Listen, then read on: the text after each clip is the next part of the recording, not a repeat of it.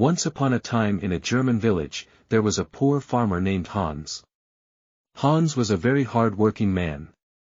He would wake up before dawn, every day, and work in his fields, till dusk, plowing, sowing, weeding and harvesting, mostly, with his bare hands, using very few tools that he had. He would hope for rain, but the rain rarely came. His crops were, mostly, dry and wilted, and his yield was low. He barely made enough to feed his family and pay his debts. Hans knew that the shortage of water was the main reason for his dry and wilted crops. He wanted to buy the well that was near his fields but belonged to his very cunning neighbor named Ludolf. Hans thought that if he could buy the well, he would be able to irrigate his crops, increase his yields and might be able to pay off his debts. One evening, Hans went to Ludolf and said, "Ludolf, you know I've been interested in buying your well for a long time. It is the only well near my fields. I need the well to irrigate my crops. How much money do you want for the well?" Ludolf saw an opportunity to cheat the poor farmer. He said, "I will sell you the well for 1,000 marks. 1,000 marks. It's too much money. That's more than I can afford. Can you please accept 600 marks? Hans was flabbergasted by Ludolf's asking price. But Ludolf said rudely, "No. The price is 1,000 marks. If you want the well, you have to pay the price. If you don't want it, you can leave." Hans returned home sad and told his wife about his conversation with Ludolf.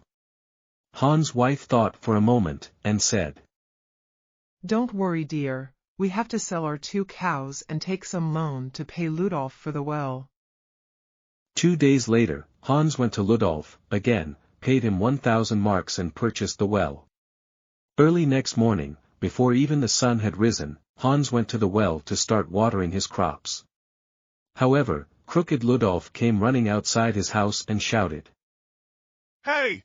Why are you stealing my water?" Hans was confused and asked, "What are you talking about, Ludolf? I bought the well from you, just yesterday. Didn't I?"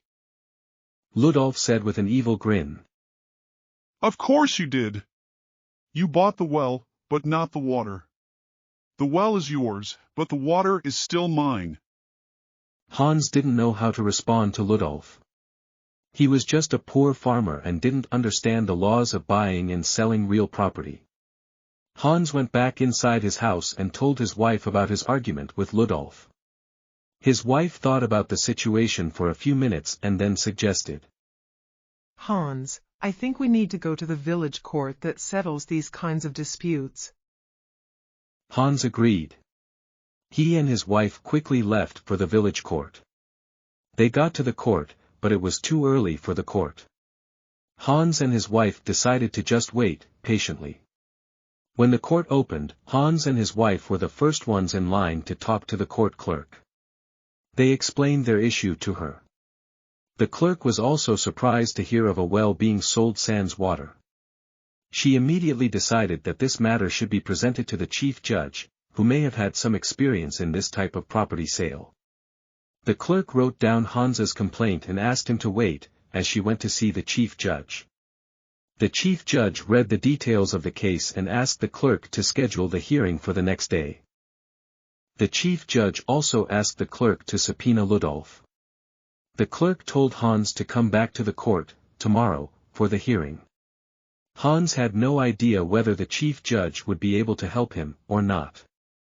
The rest of the day, Hans worked his fields, without using any extra water. He couldn't wait to see the judge, the next morning. Anxiety kept Hans and his wife from getting much sleep, at night.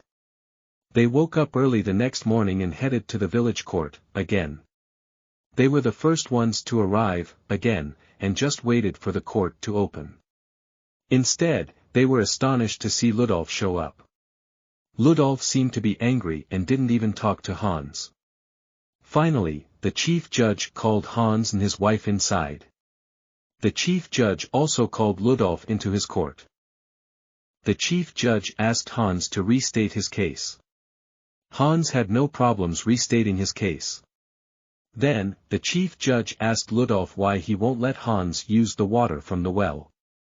Ludolf also stated that he had only sold the well to Hans, but not the water. The chief judge asked Ludolf if he had any kind of written agreement for this sale. Ludolf produced a paper, which he had never shown to Hans, at the time of the sale. Of course, this paper had the same condition written in it that Ludolf was selling his well, but not the water. After seeing the sales agreement, the chief judge knew that wicked Ludolf had taken advantage of Hans's honesty and lack of knowledge of business transactions. The chief judge reflected for a few minutes and then said, Ludolf, if you only sold the well to Hans, and not the water, aren't you storing your water in his well? If the well now belongs to Hans, but you are storing your water in his well, you owe him 100 marks monthly rent to store your water. Are you willing to pay him this rent? You have two choices, Ludolf. Either you pay rent to the farmer for storing your water in his well, or you remove all of your water from his well, right now. Wicked Ludolf was caught. He quickly agreed to let Hans use the water from the well. However, the chief judge drew up a new sales agreement stating that the sale of the well included all the water. The judge had Ludolf sign it, as the judge notarized the amended sales agreement. Ludolf never tried to cheat Hans again. Moral of the story is that don't try to cheat. You will end up paying for it regardless of how smart you think you are. Thanks for watching. If you liked this story, please give us a thumbs up. Subscribe and share our channel. Please hit the bell icon to receive notification of our new videos. We love to hear from our viewers, so please comment and let us know how you feel about our stories. Thank you.